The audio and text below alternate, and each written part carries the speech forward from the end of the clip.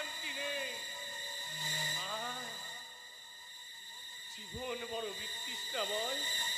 তোমার খুব কষ্ট হচ্ছে তাই না স্বামী? কে কে তুমি? তুমি আমাকে চিনতে পারলে না? হ্যাঁ হ্যাঁ হ্যাঁ, চিনেছি। আমি তোমাকে চিনেছি সরজু, আমি তোমাকে চিনেছি। কিন্তু তুমি একা এলে কেন? আমার খোকন গো, আমার খোকন। তোমার খোকা? হ্যাঁ আমার খোকা। তুমি হাসছো সরজু, তুমি হাসছো। হাসবো না। 25 বছর আগে যদি বলতে যে আমার খোকা, তাহলে আমার সাজানো সংসারটা এভাবে ছারখার হয়ে যেত না। আমি অপরাধী। তুমি আমাকে শাস্তি দাও সরজু, তুমি আমাকে শাস্তি দাও। শুধু একটি অনুরোধ, তুমি দয়া করে আমাকে পিতৃ থেকে মুক্তি করে দাও। না, তোমার খোকা নয়, আমার খোকা। আমার খোকা শুধু আমারই, আর কারো নয়, আর কারো নয়, আর কারো নয়। সরজু, সরজু, কোথায় কোথায় গেল আমার সরজু? তাহলে তাহলে এতক্ষণ কি আমি জল, একটু একটু জল, একটু জল। পিপাসায় পিপাসায় আমার বুকটা পেটে।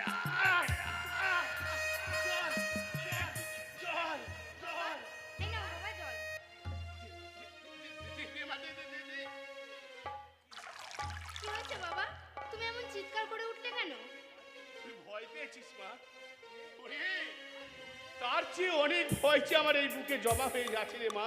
বাবা, কিন্তু আমার নয়। বাবা, শান্তি নেই রে মা, শান্তি নেই। হে জীবনে আমার শান্তি নেই। আমি অনেক চেয়েছি রে মা। আর এই ছোট্ট বুকে আমি আর সহ্য করতে পারছি না রে মা, আমি আর সহ্য করতে পারছি না। তাই তো সবসময় আমি ঈশ্বরকে ডেকে ডেকে বলি, হে ঠাকুর তুমি আমাকে তুলে নাও ঠাকুর, এই যন্ত্রণা থেকে তুমি আমাকে মুক্তি দাও ঠাকুর, তুমি আমাকে মুক্তি দাও, মুক্তি দাও, মুক্তি দাও। বাবা, বাবা, দাদার জন্যই মনে হয় বাবার এমন পরিণতি হয়েছে। দাদা যদি বাবার সঙ্গে এমন ব্যবহার না করতো, তাহলে তাহলে বাবা, আমার বাবাটা মনে হয় ঠিক থাকতো। এমন হয়তো আমার বাবার সঙ্গে কোনোদিন হতো না। বিহারীদা, হ্যাঁ করে আমার মুখের দিকে কি তাকিয়ে দেখছো? হাসো দিদিমণি, হাসো। আজ তুমি প্রাণ খুলে হাসো। তোমার ভালোবাসা যে তুমি অপাত্রের দান করনি, তার মানে অর্পণ দাদাবাবু একটা খাঁটি মানুষ। সেই খাঁটি মানুষটাকে তুমি কিনা ভুল বুঝে দূরে সরিয়ে দিলে। আমার তখনই মনে হয়েছিল কোথাও একটা গন্ডগোল আছে। তাই তো ঘুরে ঘুরে আসল সত্যটাকেই আমি উদ্ধার করলাম। আসল সত্যি? হ্যাঁ গো দিদিমণি, হ্যাঁ। ওই বনানী মেয়েটা একটা আসল অভিনেত্রী। আজ তার বাসায় গিয়ে সব কিছু জানতে পারলাম। কি জেনেছো তুমি? ওই জয়ন্ত মাস্টার বনানীকে দিয়ে তোমার মনটাকে বেশি দিয়েছিল, ওই যাতে তুমি অর্পণ দাদাবাবুকে ত্যাগ করে ওই লম্পটের গলায় মালা দাও। মানলাম, মানলাম তোমার কথা। তাহলে ওই ছবিগুলো যে আমি দেখেছিলাম, অর্পণ দাদাবাবু কলেজের নাটকে অভিনয় করেছিল, আর বনানী করেছিল নায়িকার অভিনয়। ওই সুযোগ বুঝে ওই লম্পট জয়ন্ত চৌধুরী ওই ছবিটাকেই তোমার কাজে লাগিয়েছে। সে কি এত বড় একটা ঘটনা ঘটে গেল? আমার কথা তোমার বিশ্বাস না হয়, তুমি বনানী বাসায় চলো, আজ যে সমস্ত কথা তোমাকে বলবে। কি ভুল করেছি আমি, কি ভুল করেছি? পরের কথা বিশ্বাস করে আমি কত বড় ভুল করেছি। মানুষই তো ভুল করে দিদিমণি, আবার মানুষই সেই ভুলের সংশোধন করে। এখনো সময় আছে, তুমি অর্পণ দাদাবাবুর কাছে ক্ষমা চেয়ে নাও, কিন্তু সব ঠিক হয়ে যাবে। আমি যাব। তুমি ঠিক বলেছো বিহারীদা, আমি যাব। আমি এক্ষুনি অর্পণের কাছে যাব, তার পা দুটি ধরে বলবো, অর্পণ আমাকে ক্ষমা করে দাও। আমাকে ক্ষমা না করলে আমার যে বেঁচে থাকাই বৃথা, আমি যে মরেও শান্তি পাবো না। আমি এক্ষুনি যাব বিহারীদা, আমি এক্ষুনি যাব।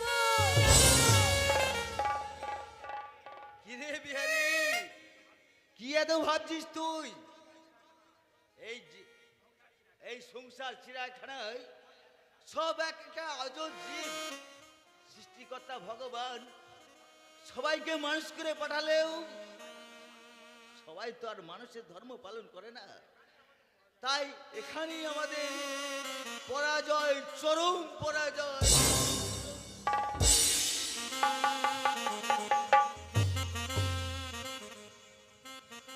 সহধর্মিণী, বেশ গাল ভরা শব্দ মারা বনানী তাহলে অনেক দূরে গিয়ে গিয়েছিল। আরে বনানীর মতো মেয়েরা সহবাসিনী হতে পারে, সহধর্মিণী যে কোনো মূল্যই হোক, মালাকে আমার চাই। প্রয়োজনে বনানীকে আমি পৃথিবী থেকে চিরতরে। আরে এসো এসো, এই যে মেঘ না চাইতেই বৃষ্টি, তোমার জন্যই অপেক্ষা করছিলাম। আমার জন্য অপেক্ষা করছিলেন? আমি যে তোমায় কতখানি ভালোবাসি সে তো তুমি জানো। সেদিন তুমি কতই না আমায় অপমান করলে, কিন্তু তাতে আমি কিচ্ছু মনে করিনি, কারণ আমি জানি রাগের পরই আসে অনুরাগ। চুপ করুন আপনি, চুপ করুন। ভালোবাসার কথা আপনার মুখে শোভা পায় না। আপনি যে কতটা নীচ মনের মানুষ তার প্রমাণ আমি পেয়েছি। আরে সবই তুমি যখন জেনে গেছো, তবে এই কথাটা তুমি জানো না, এই জয়ন্ত চৌধুরীর বুকে আগুন জ্বেলে তুমি কখনোই দূরে যেতে পারবে না। একদিন আমি তুমি দয়া দিয়েছিলাম, কিন্তু আর নয়। ভোগের মধ্যে দীক্ষা নিয়ে আজ আমি তোমায় পরিপূর্ণভাবে উপভোগ করব। জয়ন্ত বাবু, এসো আমার কাছে, এসো।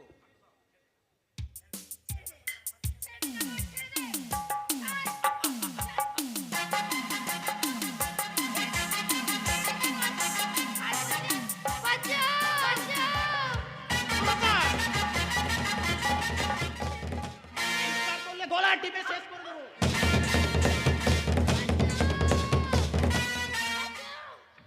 একবারে গলা টিপে শেষ করে দেবেন, তাই না বাবু মশাই? এই কে তুই? আমাকে চিনতে পারলেন না? আমি তো সেই মহাপুরুষ। আমাকে একদিন আমার এই কালো কুৎসিত চেহারা দেখে আপনি একদিন বলেছিলেন আমি নাকি ঈশ্বরের অভিশাপ। কিন্তু আপনি তো সভ্য সমাজের সভ্য মানুষ। আপনি তো আপনার এমন চরিত্র, কিন্তু আপনাকে কিন্তু আমি ঠিকই চিনতে পেরেছি। আপনি এত জঘন্য চরিত্র। আরে তোকে বড় বড় কথা বলতে হবে না, যা এখান থেকে যা। এই নে কিছু টাকা নে। এর চেয়ে অনেক বেশি টাকা আমি আপনাকে দেবো। আপনি কি পারবেন আপনার বোনকে কোন নারী লোভে শয়তানের হাতে তুলে দিতে? রে বাবু মশাই, এতদিন আমি অনেক অন্যায় অত্যাচার সহ্য করেছি, কিন্তু আর নয়। এবার আমি করছি ওই সব শয়তানের বিরুদ্ধে। এই সমাজের মধ্যে বাস করে অসামাজিক কাজ করে আমাদের এই মহান দেশ ভারতবর্ষকে টেনে দিতে চাই নরকের দিকে।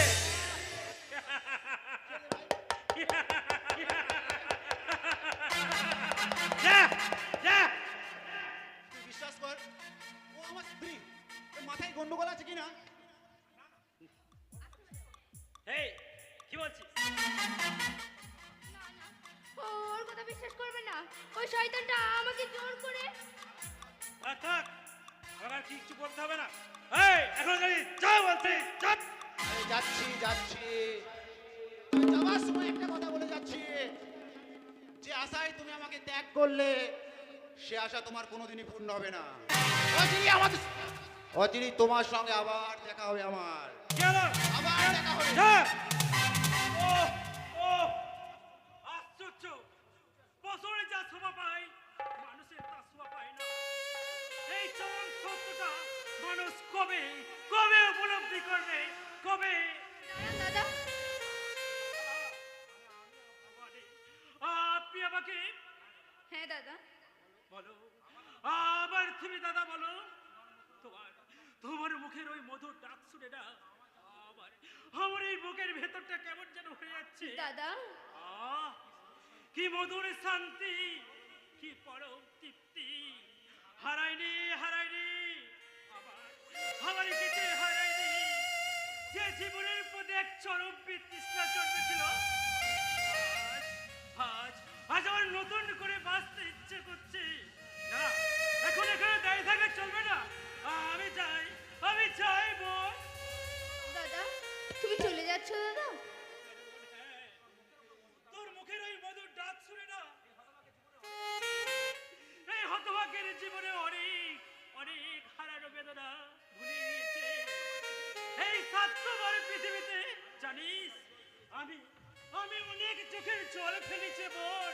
দাদা জানিস বোন, তোর মুখের এই দাদা ডাক শুনে না আমার আমার বুকটা আনন্দ ভরে গেছে রে বোন। আমার বুকটা আনন্দ ভরে গেছে।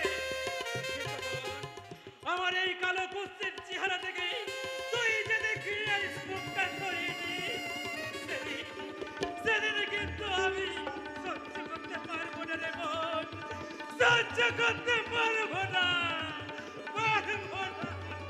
দাদা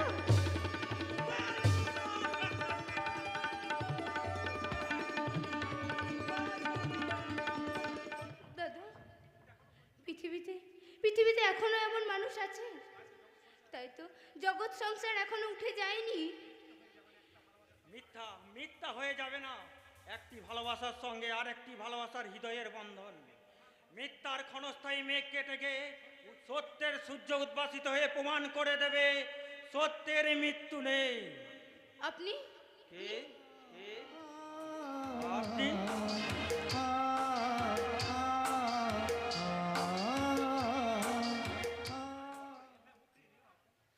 এভাবে এভাবে তুমি মুখ ফিরিয়ে নিও না অর্পণ। বিশ্বাস করো আমি মহা ভুল করে ফেলেছি। তুমি আমায় ক্ষমা করে দাও অর্পণ। কিন্তু কেন? একটা লম্পটের কাছে বলো না, ও কথা তুমি আর বলো না অর্পণ। আসল সত্য আমি জেনেছি। তোমার বুক থেকে আমাকে ছিনিয়ে নেওয়ার জন্য ওই জয়ন্ত চৌধুরী একটা ছলনা করেছিল। আর আর তার সেই মৃত্যু ষড়যন্ত্রের জাল থেকে বেরিয়ে আমরা দুজনে আবার এক হতে চাই অর্পণ। অর্পণ তুমি তুমি কিছু বলছো না কেন অর্পণ? তবে কি আমি তোমার কাছে ক্ষমা পাবো না অর্পণ? আমি কি ক্ষমা পাবো না? আমি ভাবতে পারছি না। তোমাকে আর কিচ্ছু ভাবতে হবে না অর্পণ। শুধু শুধু তুমি আমায় ক্ষমা করে দাও। আমায় ক্ষমা করে দাও অর্পণ। এই হতভাগিনী মালাকে তুমি আপন করে নাও। আমাকে তুমি ক্ষমা করে দাও অর্পণ। আমাকে তোমার পায়ের নিচে একটু ঠাঁই দাও অর্পণ। আমি জানতাম মালা, তোমার ভুল একদিন নিশ্চয়ই তুমি বুঝতে পারবে। এই এই দেখো আবার কাঁদে। তুমি চোখের জল ফেললে আমি কিন্তু ভীষণ রাগ করব। অর্পণ এই কদিনে তোমার চেহারাটা কি হয়েছে তুমি খেয়াল করেছো? আমার মনের মধ্যে যে একটা বিরাট ঝড় বয়ে যাচ্ছে এইদিকে, সেই ঝড়ে আমি দিশাহারা পেয়েছি। আমার দাদা বৌদির কোনো খোঁজ পাচ্ছি না। সে কি? আর ওই শয়তানের কয়েদখানায় তারা বন্দী হয়ে ডুকরে ডুকরে কাঁদছে। আমি বুঝতে পারছি না কেমন করে তুমি ওদের উদ্ধার তো করতেই হবে। উদ্ধার করতেই হবে। আমি একাই বজ্র হয়ে ফেটে পড়বো। ওই শয়তানদের সমুচিত শিক্ষা দিয়ে ফিরিয়ে আনবো আমার বোনের হাসি। কবিতা, আপনি কি কি অবস্থা হয়েছে আপনার? মাথা বেড়ে আমার রক্ত ঝরছে। আমার মুখখানা ভেঙে চুরমার হয়ে গেছে। তবুও যে আমি এখনো সোজা হয়ে দাঁড়িয়ে আছি। তাই কবিতার মুখে হাসি না দেখে আমি যে মরতে পারি না অর্পণ। দাদা বৌদির সন্ধান তুমি পেয়েছো অর্পণ? হ্যাঁ পেয়েছি। তাহলে দেরি করছো কেন? জানো অর্পণ, ওই কবিতার সঙ্গে কিছুক্ষণ কথা বলার পরেই ওই শয়তানরা তাকে টেনে হিচড়ে নিয়ে চলে গেল। আর তার ওই পোষা গুন্ডারা আমার মাথায় বাড়ি মেরে আমাকে রাস্তায় ফেলে দিল। আমি জ্ঞান ফিরে দেখি ভাস্কর আমার সামনে ডুকরে ডুকরে কাঁদছে। আমার পা জড়িয়ে ধরে বলছে, জানো কবিরদা, সেদিন যে কথাগুলো তোমায় আমি বলেছিলাম সেগুলো শুধুই আমার মুখের কথা, মনের কথা নয়। কি কথা বলেছিল দাদা? সে কথা না হয় থাক অর্পণ, আমি যে সেটা মন থেকে মুছে ফেলেছি। আপনি কাঁদছেন কবিতা? না না না না, কাঁদবো কেন? কান্নার মানে তো পরাজয় স্বীকার করে নেওয়া, আর আমি যে পরাজয় স্বীকার করতে পারি না। জানো অর্পণ, এই প্রথম ভাই ফোঁটার দিনে কবিতা আমার কপালে ফোঁটা দেয়নি। আমার যে কি কষ্ট তোমায় আমি কিভাবে বোঝাবো। এভাবে ভেঙে পড়বেন না কবিতা। চলুন আমরা থানায় গিয়ে পুলিশকে আমরা সব কিছু জানাই। হ্যাঁ অর্পণ, আর আর দেরি করাটা উচিত হবে না, চলো। চলুন কবিতা। হ্যাঁ হ্যাঁ চলো, ওই শয়তানের নাগপাশ থেকে যে কবিতাকে মুক্ত করতেই হবে। আবার সেই ভাই ফোঁটার দিনে কবিতা আমার কপালে ফোঁটা দিয়ে বলবে, ভাইয়ের কপালে দিলাম ফোঁটা, ওই জমির দুয়ারে পড়লো কাটা। আর আমি এই হতভাগ্য দাদা তাকে আশীর্বাদ করে বলবো, তোর স্মৃতির শুধুই অক্ষয় হোক বোন, তোর স্মৃতির শুধুই অক্ষয় হোক।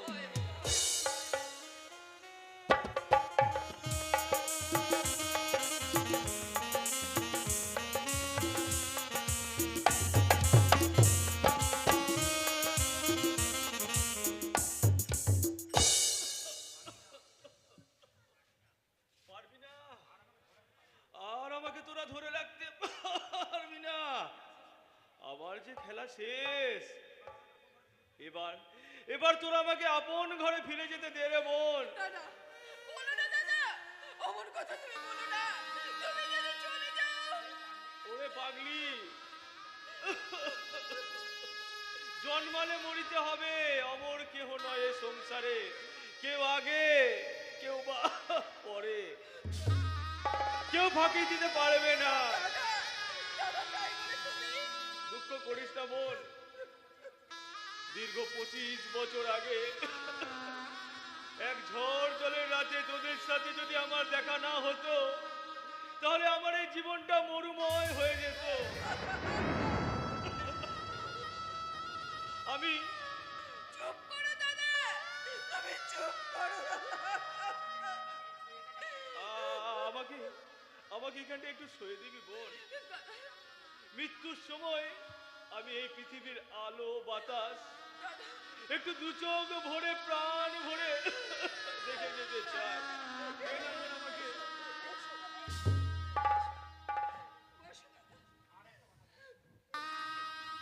আর একটা কথা, ওরে অনেকদিন ধরেই তোকে আমি একটা কথা বলবো ভাবছি, কিন্তু বলতে পারিনি।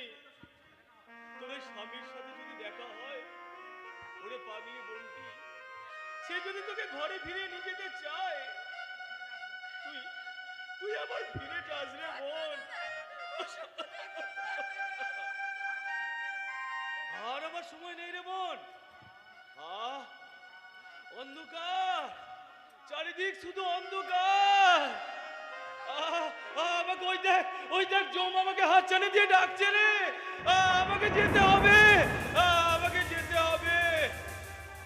শঙ্কর, শঙ্কর, বাবা শঙ্কর, তুই কোথায়? পারবি না, আর কোনো ওষুধ দিয়ে আমাকে ধরে রাখতে পারবি না। কে? মা, মা, পরনে লাল পেরে শাড়ি, কপালে সিঁদুরের টিপ। ও মা, তুমি এসেছো?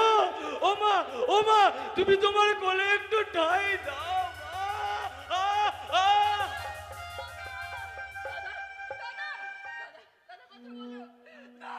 মা। মা, মাগো! এই দেখো মা, আমি মামার জন্য ওষুধ নিয়ে এসেছি, ফল নিয়ে এসেছি, তুমি তাড়াতাড়ি খাই দাও মা। মা, একে কিছু বলছো না কেন? একে মামা এভাবে শুয়ে আছে কেন? কি হয়েছে মামা?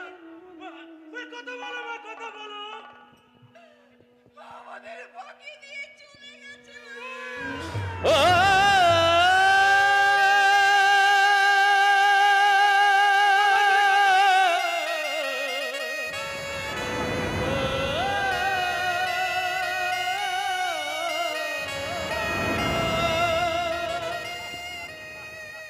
ও তুই ডাকলি যারে আপন করে, সে তো অসহায়।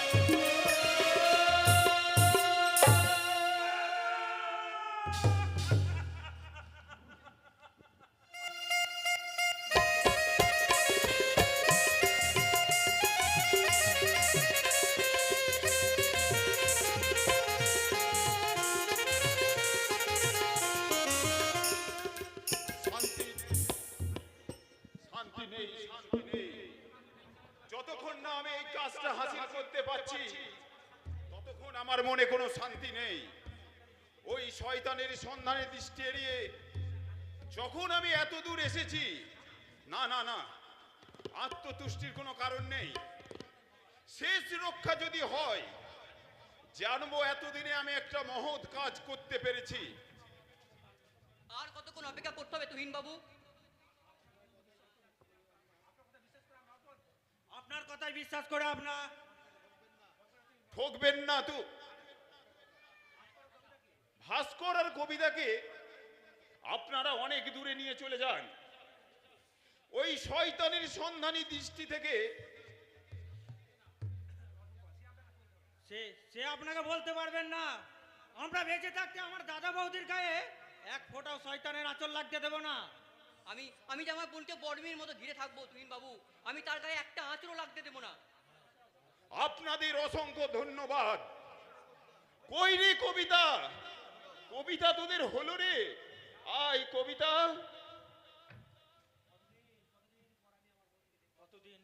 কতদিন পর আমি আমার সেই বৌদিকে দেখতে পাবো, আমার এই সেই লক্ষ্মী প্রতিভার মতো বৌদিকে। তুহিনদা, আমার ভীষণ ভয় করছে, আমার ভীষণ ভয় করছে। এই শয়তানটা যদি আবার আমাকে... বৌদি, এ কি ঠাকুরপো, তুমি তুমি এখানে? অর্পণ তোমাকে মাসের পর মাস তন্ন তন্ন করে খুঁজে বেরিয়েছে কবিতা। হ্যাঁ হ্যাঁ বৌদি, আমি তোমাদের জানি ঠাকুরপো, না আমাদের ছেড়ে থাকতে তোমার ভীষণ কষ্ট হয়েছে। দাদা, তুমি কেমন আছো দাদা? ভালো আছি রে বোন। ভালো আছি রে বোন, ভালো আছি। তোদের আবার ফিরে পাবো, এই মরা গাছে আবার ফুল ফুটবে, তোদের জীবনে বইবে হাসির বন্যা। এই আনন্দ বুকে নিয়ে আমি যে শত দুঃখ হাসি মুখে বয়ে দিতে পারি রে। দাদা, বৌদি, বৌদি, আমরা তোমাদের এখান থেকে নিয়ে যেতে এসেছি, কিন্তু আমি যে খারাপ হয়ে গেছি দাদা। বারবার এ কথা বলো না কবিতা। আমি তো জানি কোনো কোনো এই তোমাকে বর্ষ করেনি। তুমি তুমি ফুলের মতোই পবিত্র কবিতা, তুমি ফুলের পবিত্র। এই শয়তানরা সব চেষ্টা করেও তোমার এই পবিত্রটাকে পুরো নষ্ট করতে পারেনি। তবু তবু তোমার কাছে আমি ক্ষমা চাইছি। ওগো না, তুমি আমাকে ক্ষমা করে দাও। তুমি আমাকে ক্ষমা না, তুমি ও কথা আমাকে বলো না গো।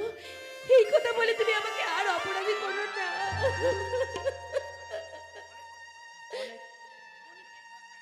অনেক অনেক কষ্টে আমি তোমাদের খুঁজে পেয়েছি, আর তুহিন বাবুর সাহায্যে আমরা তোমাদের এখান থেকে উদ্ধার করে নিয়ে যেতে এসেছি দাদা। হ্যাঁ চলো ভাস্কর, চলো আমাদের সাথে।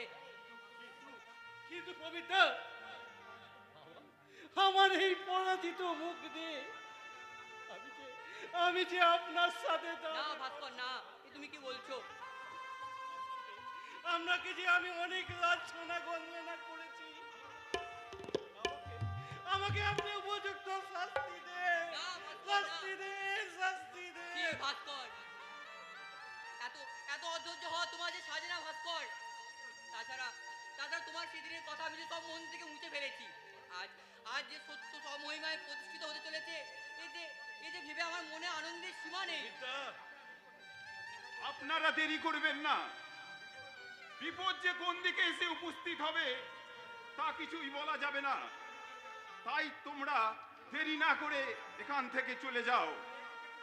তবে আমি এই দিকটা একটু গিয়ে দেখি। তুহিনদা, তুহিনদা,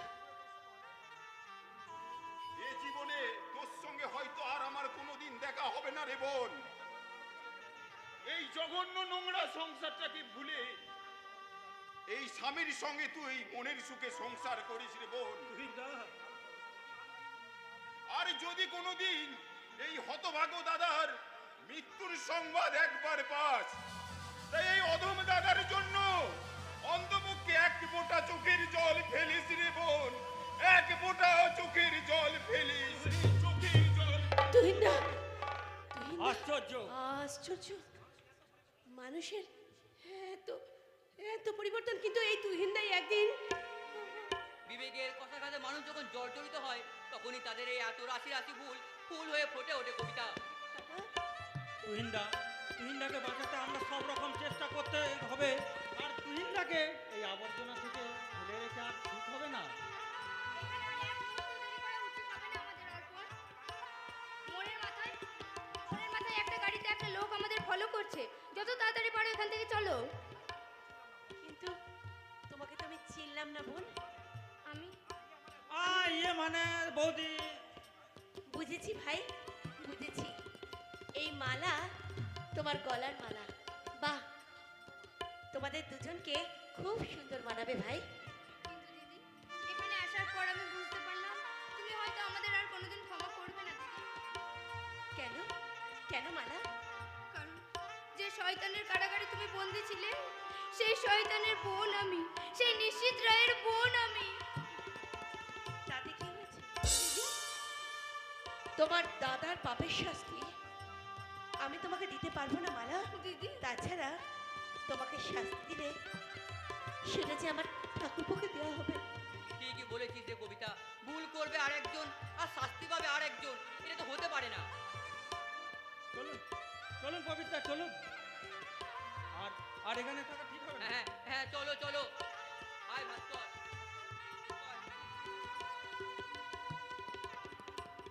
এসো ভাস্কর, এসো কবিতা।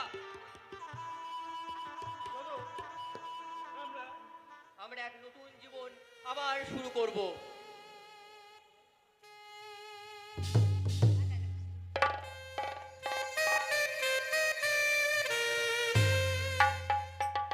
ভালো কাজ করে এত আনন্দ, তা আমি আগে জানতাম না।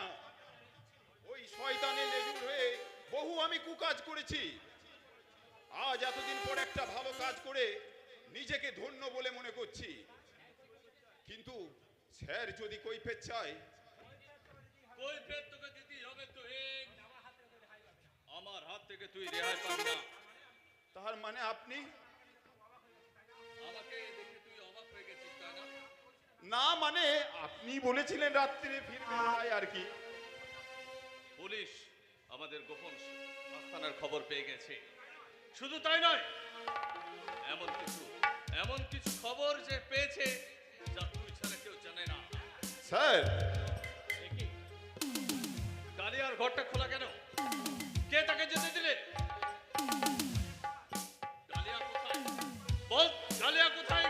ডালিয়া বাপুরি ছেড়ে চলে গেছে। চোর জানোয়ার, তুই তাকে জেলে চলে যেতে সাহায্য করছিস। হ্যাঁ হ্যাঁ, আমি ওকে যেতে সাহায্য করেছি। আমি একটা মানুষের মতো কাজ করেছি। আমার হাতে সময় নেই, নইলে তোর এই উপযুক্ত কাজের শাস্তি আমি তোকে দিতাম। তোর এই দেহটাকে কেটে আমি নুন ছিটিয়ে দিতাম। কিন্তু তা যখন হলো না, তখন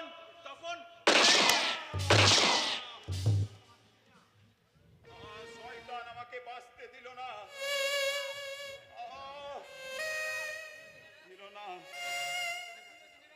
তবে শয়তান, তুইও জেনে রাখ, তোরও দিন ঘনিয়ে এসেছে।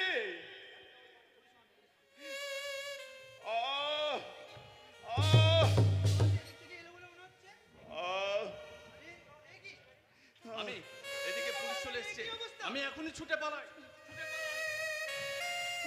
বাঁচতে দিল না।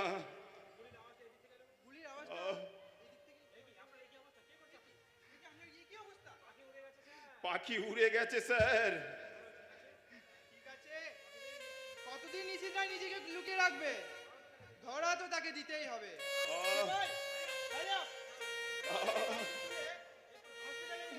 আমি ওদিকটা দেখে নিচ্ছি।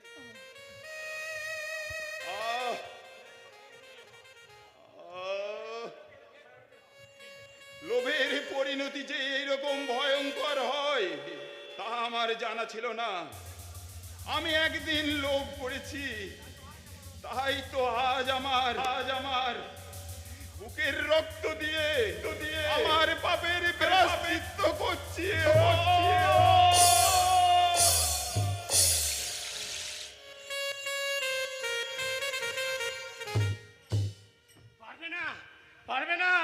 কেউ আমাকে আর খাবার খোটা দিতে পারবে না।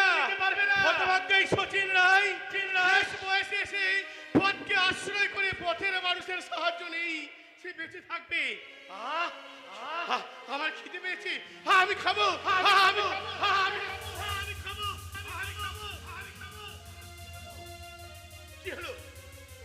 কে যেন আমার কল্পনারি চিত্রনারি চেপে ধরে বলছে? সচিন রায়, তুমি শেষ পর্যন্ত ভিক্ষের অন্ন তোমার ওই পেট নামক রাক্ষসটাকে শান্ত করতে চাইছো? বাহ বাহ সচিন রায়, বাহ চলে গেল, চলে গেল, কি রে আমার পেটটা চলে গেল, কি চলে গেল? আমি খাবো, আমি খাবো।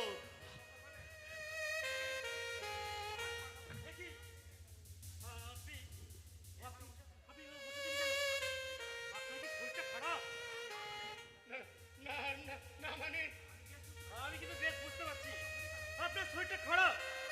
আপনার যদি অসুবিধা না থাকে চলুন না, আমি আপনার বাড়িতে পৌঁছে দিয়ে আসবো। তুমি কে তুমি?